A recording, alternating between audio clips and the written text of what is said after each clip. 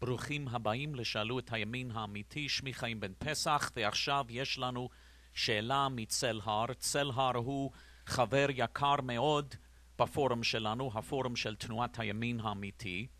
צל הר כותב, ואני מצטט, שלום רב חיים, תודה רבה על כל הזמן והאנרגיה שאתה משקיע במסירות נפש למען עם ישראל.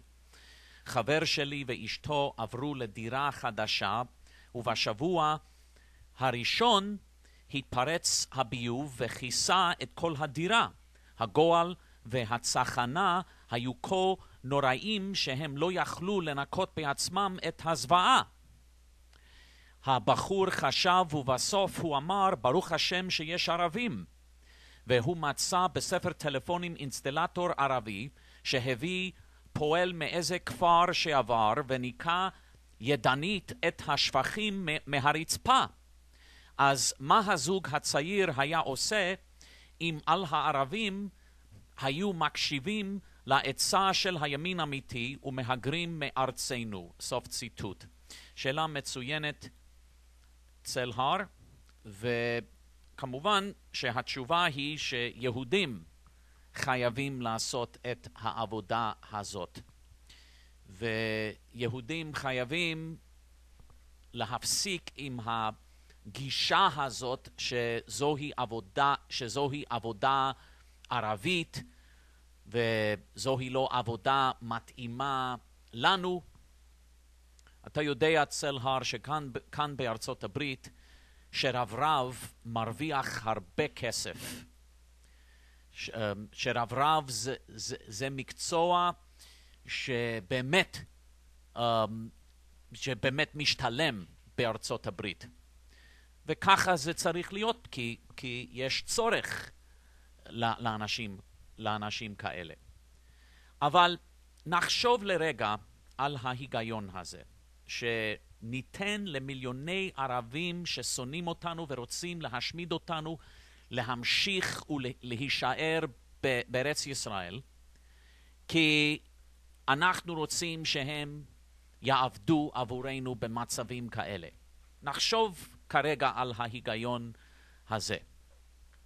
קודם כל, שיהיה ברור מה היחס של הערבים כלפינו. לפי סקר של Near East Consulting, והסקר הזה זה סקר ערבי דווקא, לפי הסקר הזה שנעשה במלחמת לבנון השנייה, 97% מהערבים בארץ ישראל אמרו בסקר שהם תומכים בחזבאללה ונסראללה. 97% מהערבים בארץ ישראל אמרו שהם תומכים בחזבאללה.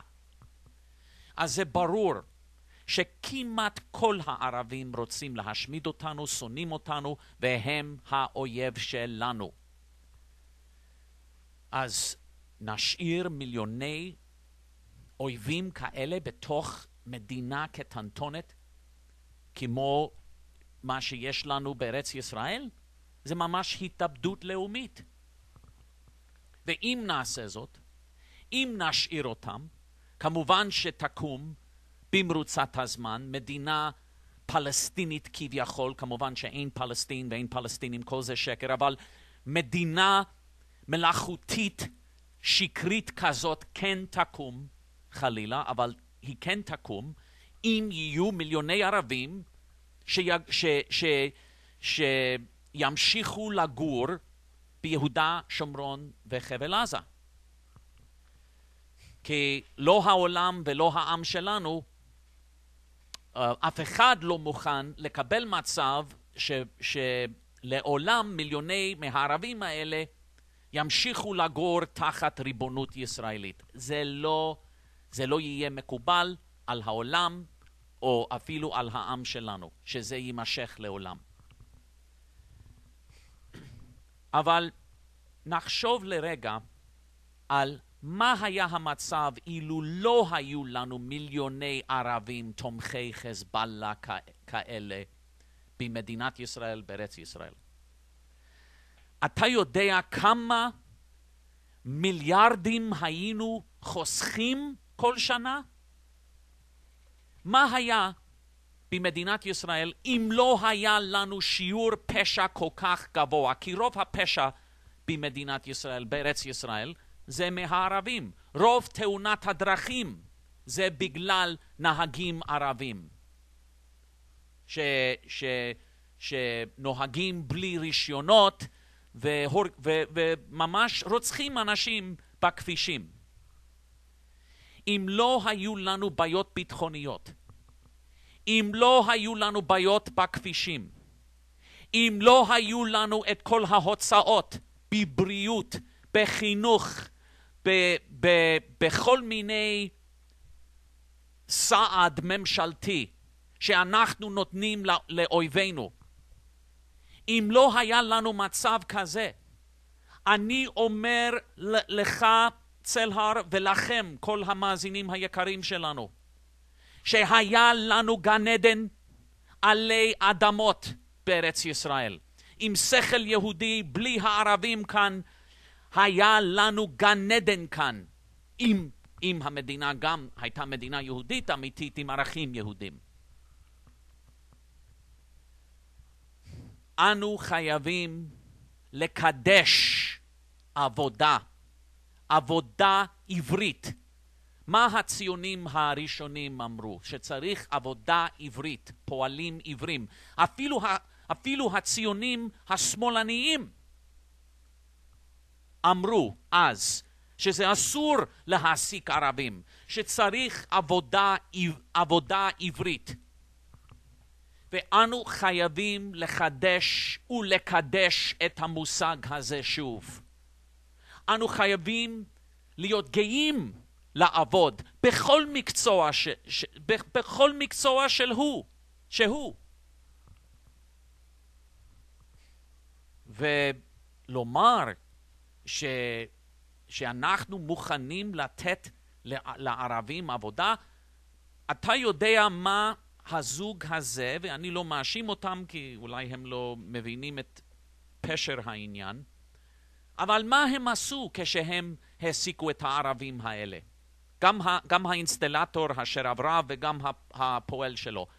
אתה יודע שהם נתנו כסף לערבים להישאר בארץ ישראל, להתרבות בארץ ישראל, שיהיו להם יותר תינוקות ערבים חס וחלילה, כדי לסכן על העתיד הדמוגרפי שלנו. וזה מסכן את קיומנו. זה לא רק, דרך אגב, זה לא רק במצב של היהודים בארץ ישראל. היו אימפריות, היו מעצמות בהיסטוריה שנפלו בגלל אוכלוסייה עוינת שהייתה בתוך הערים שלהם.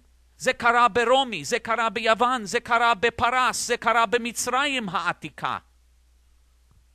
כשיש אוכלוסייה עוינת זרה בתוך מדינה, זה תמיד חייב להביא אסונות. וכשיש לנו מדינה קטנטונת מוקפת על ידי מאות מיליוני ערבים מוסלמים נאצים שרוצים להשמיד אותנו, אם גם בתוך הארץ הקטנטונת שלנו יש עוד מיליוני ערבים, זה באמת מתכונת להתאבדות לאומית.